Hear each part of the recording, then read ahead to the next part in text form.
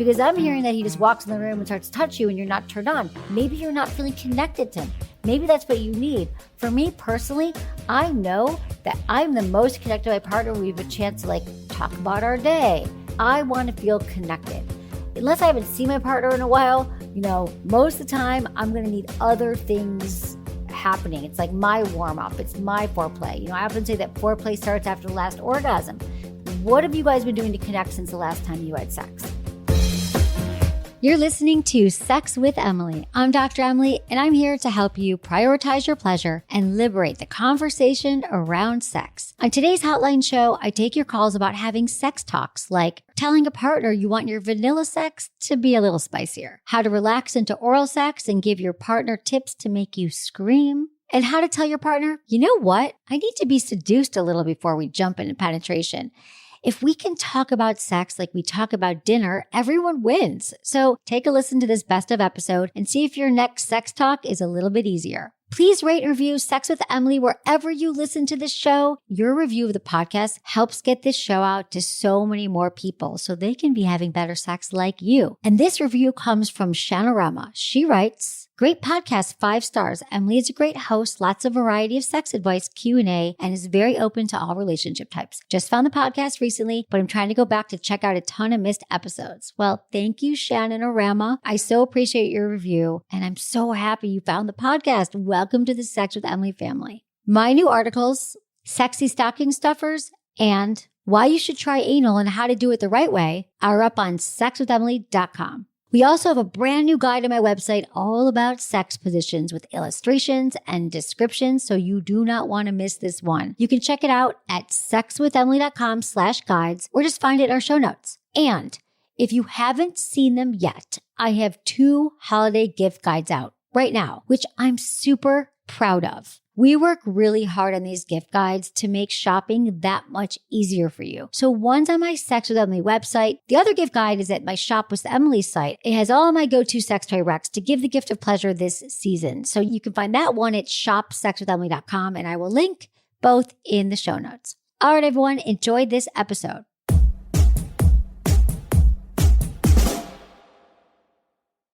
By now, you've probably heard my magic wand story. It's a brand that's been part of my personal journey for more than 20 years. But no matter how many times I sing Magic Wand's praises, I'll never be able to fully capture the story of this incredible brand. Well, now journalist and author Kate Sloan just completed a limited audio series documenting the history and impact that Magic Wand has created over the last 56 years. It's called Making Magic. And the series chronicles Magic Wand's incredible brand story through interviews with nearly 40 experts, performers, business owners, educators, and fans. So I got a sneak preview of the series, and what I loved is that Kate weaves together snippets from all their interviews into this amazing story arc. She covers Magic Wand's journey from appliance store massager to its legendary influence on culture and sexual independence, and it's all just fascinating. The first episodes of Making Magic are available now at makingmagicseries.com or on all popular podcast platforms. Just search for Making Magic or visit makingmagicseries.com today.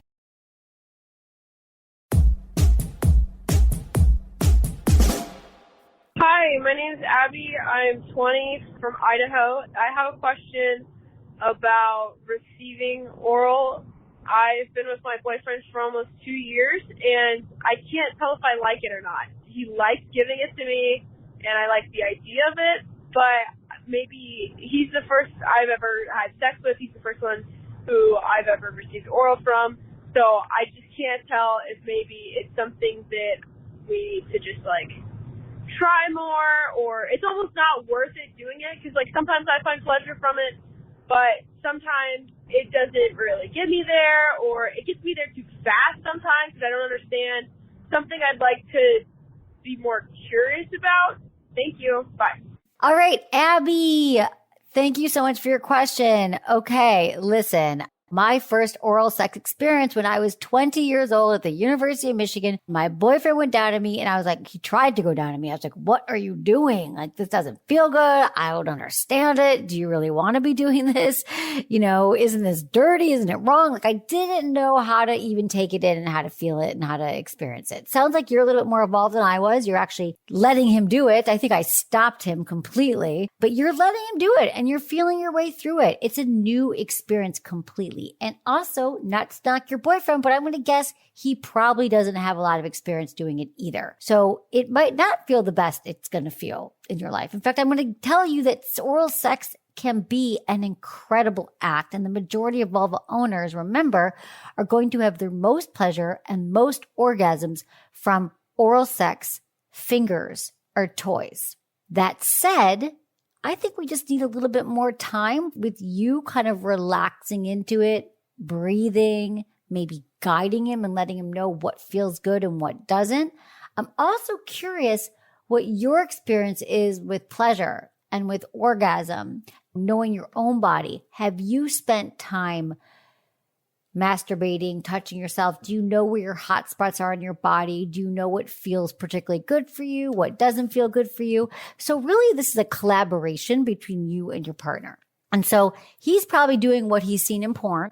And the other challenge about oral sex is that everyone's body is different. Every single vulva is a different vulva and likes different things.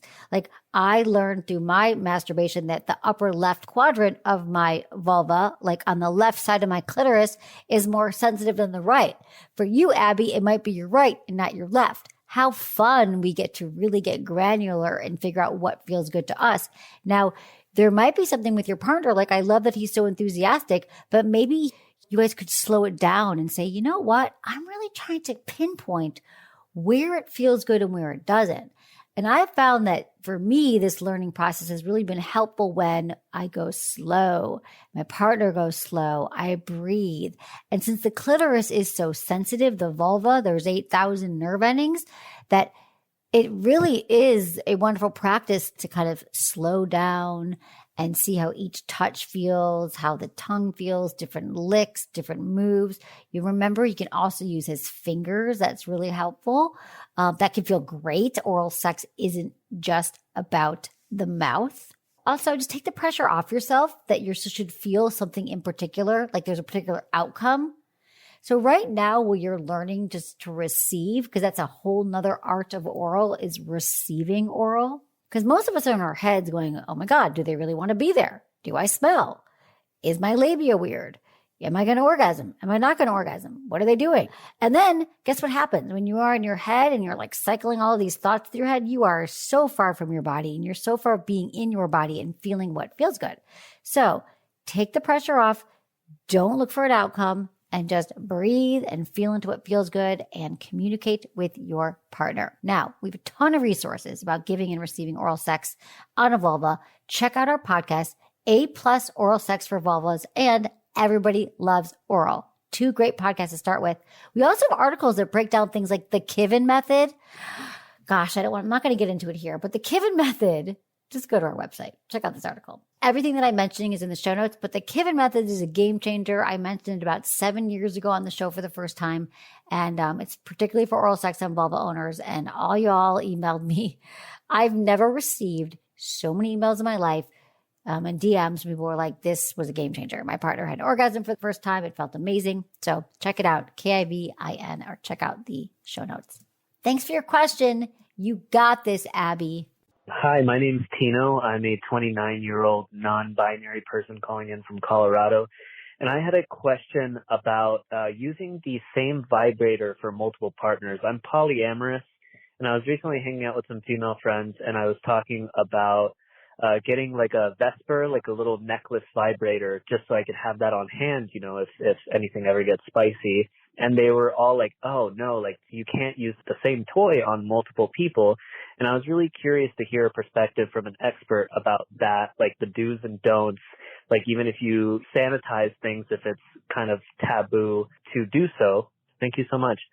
All right, Tino, thank you so much for your question. And I love this question because, There's a lot of us who are experiencing more with multiple partners. And what are you supposed to do? Get a toy for every partner that you meet? But I understand this is not as commonly known that you actually can share toys across partners because there's such a stigma with it. To be honest, I was there before too. I was like, oh my God, I don't want you to whip out a toy that's been in someone else's vulva or someone else's anus. Ew. And it doesn't feel personal and it kind of gets you out of the mood. But here's the truth of the matter is that there are some risks. Okay. Let me just tell you this. There are risks of sharing toys. Like you can get an STI if you don't clean the toys properly. But listen, if you clean your toys before and after, remember, you have to clean your toys again. Even if you clean them last time, they can collect dust, which can also contribute to infection. And then you store them, you're going to be fine. Now, to be extra safe, you can use condoms with your toys and make sure you use the right kind of cleaner for whatever the material is. You can buy a specific toy cleaner. We have some on our site in our shop. Or you could just use a damp cloth with some regular hand soap. But here's some cleaning basics. Anytime you get semen or vaginal secretions or fluids, anything on your body part or a device, that can be spread to other people. So this can be a hygienic or a safety concern. So body safe devices, though, like vibrators, are made from non-porous materials that can be sanitized, right? Like silicone, glass, Pyrex stainless steel. So again, you want to clean before and after. So since these are non-porous materials, you're going to be okay with the right cleaning. Another thing you can do is separate them from, in plastic containers or in cloth bags, which is another way to cut down on them touching each other. So if you are concerned about multiple devices, you could take a day and decide which toy belongs to who. But I really, really think that if you have a conversation with your partners, you let them know that it's clean, that you're seeing other people, because if you're poly, they know this as well. They know they're probably seeing other people, that it's just a matter of getting over that hump of like, ew, are they sanitized? Are they cleaned? And I think once you assure them that you're taking proper measures, that, these toys are clean and sanitized, you know what to do, then maybe they'll be able to relax and get out of their head and into their body when you're playing with them with all these wonderful toys. Really just a matter of communication and being hygienic. Thanks for your question, Tino. I appreciate it. Hi, Dr. Emily. My name is Andrew from Washington State in my 30s. Me and my wife have been married for 10 years. So we're both the only people we've ever been with. And over the last couple of years, our life in the bedroom has been stale or non-existent, maybe once a month if we're lucky.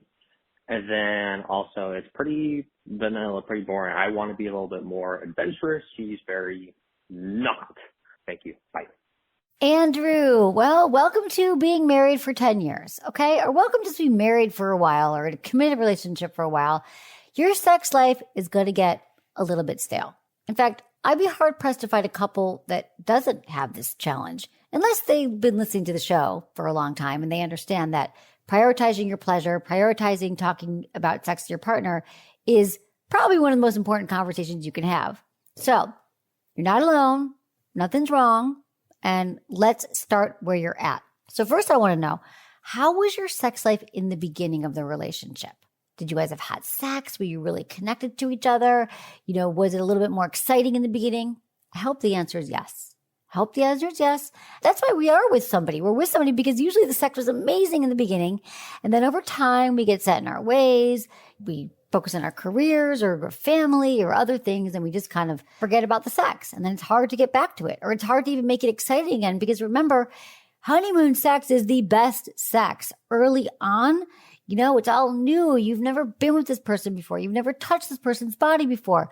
So now we got to start thinking about, what can you guys do to make it a little bit more interesting right now? Have you ever talked to her about your sex life? Have you ever had a conversation and said, God, I would love to prioritize our sex life. I'd love to know some of your biggest turn-ons, your turn-offs, what's worked for you. Let's be great lovers to each other. So that's where this starts. Here's how it doesn't start. Gosh, our sex life is super boring lately. Feels really vanilla. Don't you think so? Because where do you go from there? Then she feels bad. She's made it vanilla. Oh my God, it's my fault. Well, a lot of us do that. I would probably do that. Start shaming and blaming herself. So if you start from a positive angle, again, using my 3 T's of communication, outside the bedroom, not right after you just had boring sex again. That is not the time to do it. It's like, babe, I'm thinking about us. God, I love you. I try the compliment sandwich. Love the compliment sandwich. Compliment sandwich starts with a wonderful compliment about your sex life. Like, hey, I've just been thinking about our 10 years together. And, you can mention something that you do love about your sex life. God, I just loved watching you come out of the shower the other day. It was so hot to look at your body. And I think about sex with you all the time. That's the positive part of the sandwich. That's the first layer of bread. And then the middle part is where you give a little feedback. You make a request and you say, it's really hot. And I have been listening to this podcast lately, or I've been reading up on relationships, and I realized that I would love to continue to really have hot, incredible sex for the rest of our lives, the next 10 years, the next 30 years. And I would love it if we could start to talk about some things that we both want to try in the bedroom and start to prioritize some fun, different things. And you could even talk about listening to the show. I have a podcast we should listen to together. I was listening to this podcast and I realized that the majority of couples, their sex life continues to evolve and grow and become even more intimate and sexy, talk about sex. And I realized we never talked about sex. So that would be your request in the middle. And then the final piece of bread in our compliment sandwich is, because I really think if we start having talks, prioritizing our pleasure, exploring and trying new things, we're going to have a sex life that's going to be next level and really enhance our relationship. And I can't wait to try things. Are you open? And I want you to be prepared that she might push back. She might say, you don't like our sex life? Are you not attracted to me anymore? Are you dating someone else? Is there someone else in the picture? What did I do wrong? Are you watching a lot of porn? Because remember, people, when you bring up sex in a relationship where you've never talked about it, right? I don't care if it's 10 months, 10 years, you've been together for 50 years. If you have never talked about it, the first time you do, your partner's going to go into a little panic. They're going to go into a little fight or flight. They're going to wonder, why hasn't this come up before? What is the problem? It's danger, because sex is so scary for so many of us. It's terrifying. Our partner brings up sex, sound off the alarm. This is a problem. So you might have to reassure her. You probably haven't talked about it either. So this is new for you. So you could say, babe, I just want you to know that this is new for me. This is really uncomfortable. But from what I've gathered, it's really important for us to work on this together to get through this hump and just continue to reassure her that you think this is something that once we get past all this shame and the blocks, actually, the truth is, once you learn to make this sex life more interesting for both of you and an evolving part of your relationship, it really is going to enhance every other part of your relationship. I see this time and time again. Because what's actually been missing is this excitement and the thrill that comes from having really connected sex. And so maybe resentments have built up. Maybe one or both of you sort of started to dread bedtime because you know that sex is going to happen. It might not be very good or it's kind of boring.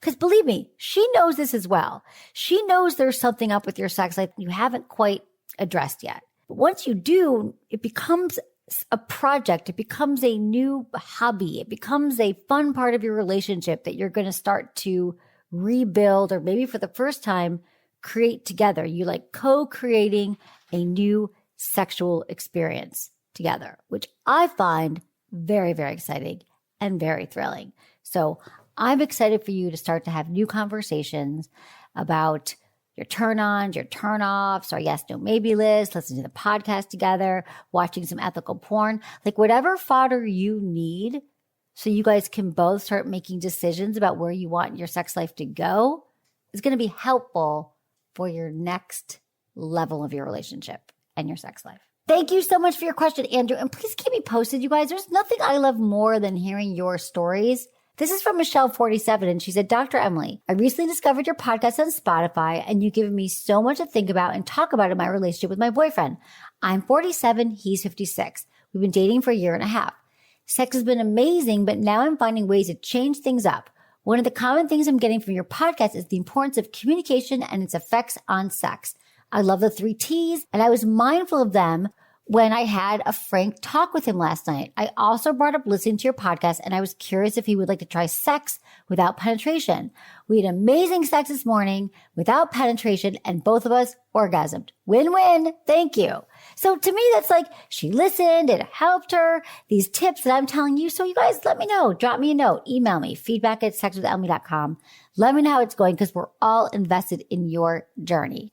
Don't go away. I'm putting you on hold for just a few moments while we take a quick break for our sponsors. But before I go, real quick, Firm Tech. Now, if you listen to the show, you know that sex toys feel good on all bodies, no matter what your body parts. But for penis owners specifically, I love recommending penis rings. Here's why. They help maintain erections, they control ejaculation, and just make sex feel amazing. And Firm Tech has some really exciting innovations on penis rings, including their tech ring. Think of it like a Fitbit for your penis. It tracks important erectile fitness measures during sex and sleep. So for example, your number of nocturnal erections, the strength and duration of erections. And it has these built-in sensors, so it tracks and monitors your vital signs that provides you with valuable insights into your sexual health. I've never seen anything like it. And sexual function is really often an indicator of broader vascular health issues or, any impacts of medication. We need to know this stuff. So don't wait. Go to firmtech.com right now. That's firmtech.com. Plus, when you purchase a tech ring and use code Emily at checkout, you can get a one-on-one consultation with FirmTech founder, Dr. Justin. And he is a pioneer. He'll answer all your questions,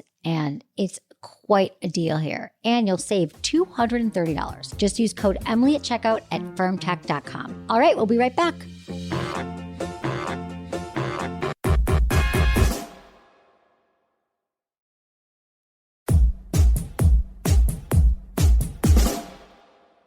Hey, Emily, this is Bobby from Chesapeake, Virginia, and I'm 27 years old. And my question for you, Emily, is I have been getting with a older woman. She has kids. She has a 16-year-old and a 3-year-old. I am like the happiest I've ever been because in my age, millennials don't have the drive that I have. I found that in this older woman, and she's beautiful. And it's the best sex I've ever had, but is it wrong? Is age just a number? Listen to your show all the time. Thank you. Bye-bye. Thank you so much for your question, Bobby. You sound so happy, Bobby, and I totally get why this is so exciting for you. Being with an older woman is incredible, especially as a young man. Gosh, what we've learned, how we know our bodies, how we know to advocate for what we want. Like, there is nothing like a woman in her sexuality and ecstasy, especially a woman who knows herself, right? So I get it. And I don't think you're doing anything wrong. I think you are having a wonderful experience right now that you will remember for the rest of your life. You're probably growing from it. She's getting a lot from it. But there have been studies that have shown that 10 years or fewer years is ideal for an age gap. And when you get to 10 years or more, there just poses more challenges. You grew up in a different generation. You have different values. You might want to have kids. She's already had her kids. It can be just hard to relate with the day-to-day life challenges and life experiences when there is such a massive age gap. It's not that it is wrong in any way. It just shows that we like to kind of be with people who like to do the same things that we like to do. As we get older, our goals might be different. So think about it like, what do you both want first? Have you talked about it? Is it a short-term relationship? Is it a long-term relationship? Maybe it's just kind of a fun fling right now. That's great. But if it's long-term, have you talked about what your goals are? Do you want the same things? Because at the end of the day, that's what relationships are about. Does she want to retire in 15, 20 years? And do you want to continue to work? Do you guys like to spend your weekends in the same way? Can I just say that? I think such a great test of knowing if a partner is compatible with us is like, do we both have the same idea of a perfect Saturday? If we have a Saturday that's free, do we want to do the same things? Think about those things. And the children thing, we've already covered that. If you want children, I'm pretty sure she's probably already done having kids, although I don't know. And if your friends and family matter, now I'm not saying you need to go off of what your friends and family think, but I think it's important to just kind of bring her around people that you love and meet her people and just see, like any other relationship, do we get along? Do we like each other's friends and family? Do they support us? So again, I don't think that this is inherently right or wrong. A lot of times our chronological age is different than our perceived age. Like, I definitely feel like I'm 20 years younger than I am. And maybe that's really what matters. Maybe your energetic age is more compatible right now. So maybe you guys do have a lot of great interests that are shared. I wouldn't overthink this. It sounds like you're having a great time and you're really into it, but continue to have your eyes open and have those conversations and make sure that you guys are continuing to be on the same page while also enjoying this really fun, lustful, exciting phase. So studies have shown that Heterosexual couples with large age gaps had a faster decline in relationship satisfaction in the first 6 to 10 years of marriage than similarly aged couples. So couples with an age gap of 1 to 3 years with a man older than the woman were the most common and had greatest levels of satisfaction. And then relationship satisfaction decreased for couples with age gaps of 4 to 6 years and continued to decrease for couples with an age gap of 7 or more years. So those are the stats, but also I really want you to do you and pay attention to what works for both of you right now. All right, thanks for your question. It's a great one. I'd love to hear from all of you. Are you in relationships with an age gap that is actually working for you or didn't work for you, and why? Love to hear from you. Hi, Emily. This is Tracy. I am a 50-year-old female, and I am in South Florida. And my two-part question is, how can I get my husband of 4 years, who's 53, to be more romantic with me before sex? He just usually goes right into it and starts touching me without kissing or anything. And I need a little more than that. I need some foreplay, which he doesn't do so well. And secondly, how can I increase my sex drive? I notice at 50 and even for the past few years, it's been way, way, way, way down. Thanks. Bye.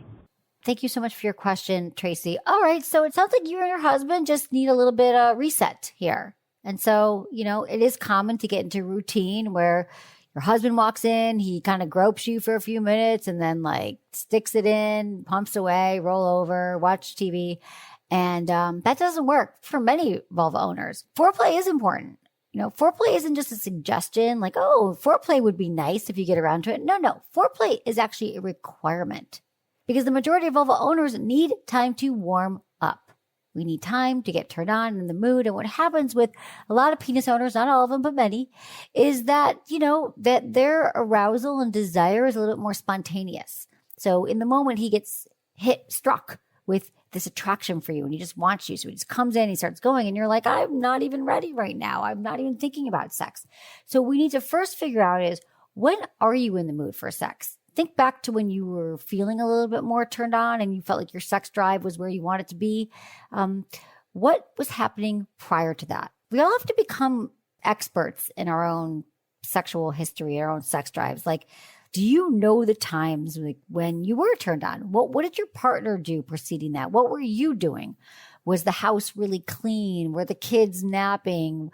Did you just have a great day at work? Were you coming home from a workout? Did you have a great meal? Did you not have a great meal because then you weren't full?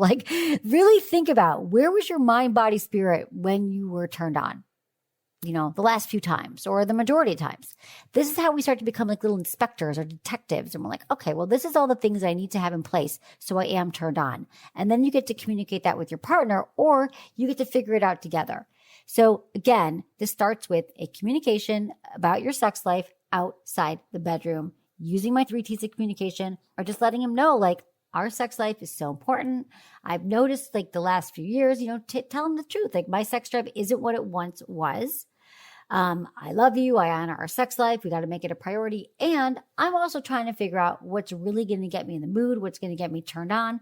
And I'm thinking I need more than you walking in the room and touching me in a way that, seriously, babe, I'm finding that doesn't really do it for me. So would you want to go on a journey with me right now while I figure out what my turn-ons actually are and what gets me there? That would be the way that I would frame that with him. But also, let's talk about your sex drive. Okay, so it is known that at a certain age, things change, our hormones start to fluctuate. Perimenopause for women can be like a 10, 15-year process, starting in the late 30s, going to the early 50s. Gosh, that's even more than that. It could be 15 years. But no one really talks about it that much, not enough. There's some more information coming out these days, but it's like this secret part of women's life. We just silently suffer through this period in our life where our body changes. We might feel like we're a little bit drier. We have less lubrication. We are less turned on. Sex can get painful. We have, our desire isn't what it once was. Just normalizing that first off. Gosh, I really want to normalize that. And then think about it. Some reasons why you might have a low sex drive. Some common culprits are your hormones. Have you had your hormones checked? Are you particularly stressed out about anything? Are you on any medications? Medications, no matter what our age, like antidepressants, huge impact on our sex drive. Are you depressed? How's your sleep? anything going on with intimacy, any resentments in the relationship about money or drive overall, just like, what is going on? Are you guys making time for intimacy in other ways? Are you having date night? There have been really comprehensive studies that have shown that couples who say once a week, it's our non-negotiable, it's our date night, we're not doing anything else, we're not canceling it, it's the most important thing of our week, have shown that their relationships flourish in other ways, like making time for just the two of you so you feel particularly connected. Because I'm hearing that he just walks in the room and starts to touch you and you're not turned on. Maybe you're not feeling connected to him. Maybe that's what you need. For me personally, I know that I'm the most connected to my partner. We have a chance to talk about our day, share something that's been going on lately. I want to feel connected. Unless I haven't seen my partner in a while, most of the time I'm going to need other things happening. It's like my warm up. It's my foreplay. I often say that foreplay starts after the last orgasm. What have you guys been doing to connect since the last time you had sex? Masturbation is an important part too of getting our sex drive where we want it to be, because sex begets sex. So the more orgasms we have, the more pleasure we have, the more connected we are to sex and orgasm, the more we're going to want to have. So Tracy, those are just some things to be thinking about. Get curious, become an expert in your own sex drive and your own sex life, because then you can be the best advocate for yourself. And this is just something that you get to work out with your partner. It's a new fun thing you guys can share together, and figuring out how you can have sex that is equally satisfying, desirable, and pleasurable for both of you. Thanks for your question, Tracy.